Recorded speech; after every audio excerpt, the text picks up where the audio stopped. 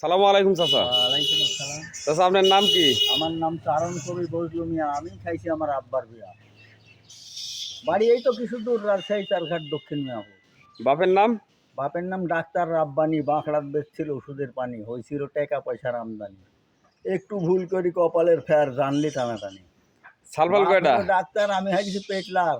হ্যাঁ, ছাওয়াল কয়টা? সাওয়াল মেলা, দুদি গেছে ওখানে বেলা।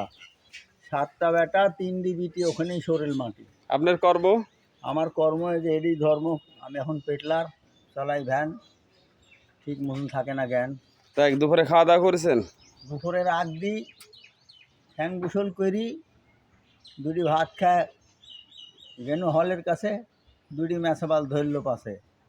কে বাবা কোথায় যাবে? যাবো বরবরি। মানে আমার তো শরীর এমনি লড়ভড়ি, তাও গেলাম, দিলাম সালাম।